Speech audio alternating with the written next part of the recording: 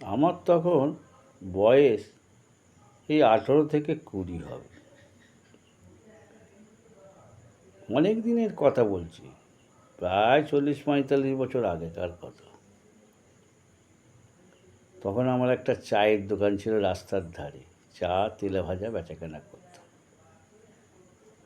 আর ওই দোকানেতেই রাত্রি খাওয়া দাওয়া করে শুয়ে পড়তাম মাদুর পেতে বালিশ নিয়ে। তখনটা ছিল গ্রীষ্মকাল। একদিন রাত 1টার সময় হঠাৎ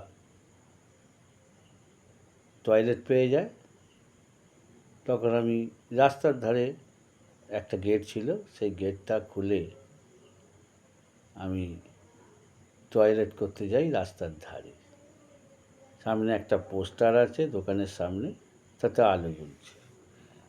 তখন ঘুমের ঘোরে গিয়ে পেচ্ছাব করছি। হঠাৎ দেখি কে যেন একটা উলঙ্গ হয়ে ছুটে আসছে। আমি মুছফুট ফেলে রেখে ছুটলাম অন্য একটা রাস্তা দিয়ে। আর কুকুরটা ঘুমোচ্ছিল আমার রাস্তার দোকানের সামনেই, রাস্তার কিছুটা কাছে। সেও ভয়ে খেদারে দৌড় দিল। দিতে গিয়ে সামনে একটা বাঁশ যাচ্ছিল, মারল তাতে ধাক্কা মেরে লেগেছে কুকুরটাকে, ঘেউ ঘেউ করে উঠেছে। আর আমি ছুটতে গিয়ে একটা বাঁশের খুঁটি ছিল বেড়ে, তাতে একটা আসলা গাঁটওয়ালা কঞ্চি ছিল। আমি ছুটতে গিয়ে তার পাশ দিয়ে ছুটতে গেছি, গাঁটওয়ালা কঞ্চিটা আমার লুঙ্গিটা ধরলো সেঁটে। আমি পড়ে গেলাম। আমি মনে করলাম ভূতই মনে হয় আমাকে ধরেছে। লুঙ্গি ফুঙ্গি ছেড়ে আমি উলঙ্গ হয়ে দৌড় দিলাম অন্য একটা রাস্তা দিয়ে। আর কুকুরটাও তো ওই রকম, সেও ভয়ে ছুটে পালাতে গিয়ে বাঁশ ঝাড় আছে, এই বাঁশ ঝাড়ে মারল ধাক্কা। সে বেচারি ছটফট করছে আর ঘেউ ঘেউ করছে। আমি আবার ছুটতে গিয়ে থমকে গেলাম। কুকুরের ডাকে আমি থমকে গেলাম। যেমন স্যার দোকান খোলা রয়েছে, পোস্টারে আলো জ্বলছে, আর আমি কেন ন্যাংটো হয়ে ছুটছি। তখন কী গেলাম, আস্তে আস্তে ফিরে এলাম।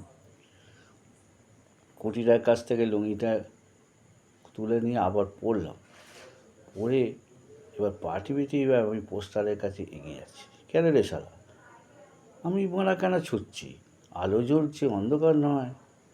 বলছি আমি ছুটছি কেন? আমার দোকান খোলা রয়েছে, কী হয়েছে আমাকে জানতে হবে।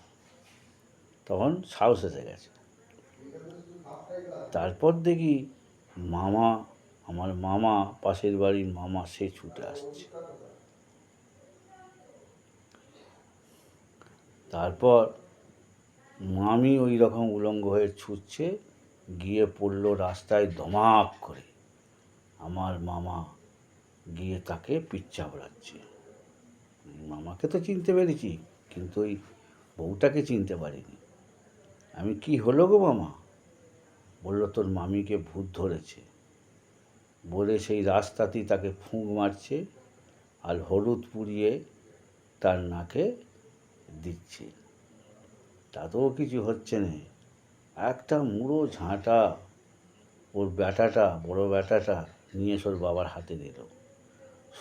সপাত করে ঘাস 10 মারল, অতি তো মরে যাবে।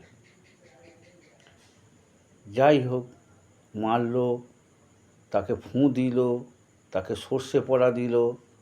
সে আস্তে আস্তে তার ভূত পালিয়ে গেল। ঝ্যাঁটার প্যাঁদানির ঘায়ে তার ভূত পালিয়ে গেল। তো ওরা, মামা কী করলো, গায়ে একটা গামছা ছিল, গামছাটা মামির কোমরে জড়িয়ে দিল। ওই ধরে নিয়ে বাপ বেটাতে ধরে আবার বাড়ি নিয়ে গেল।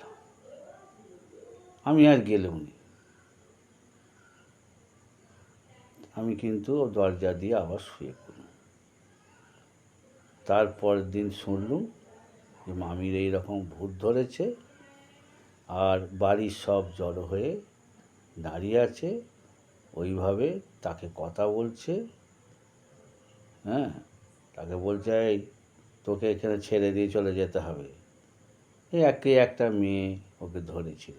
মাঠে গেছিল, একটা মেয়ে ধরেছিল, মেয়ে ভূতে ধরেছিল।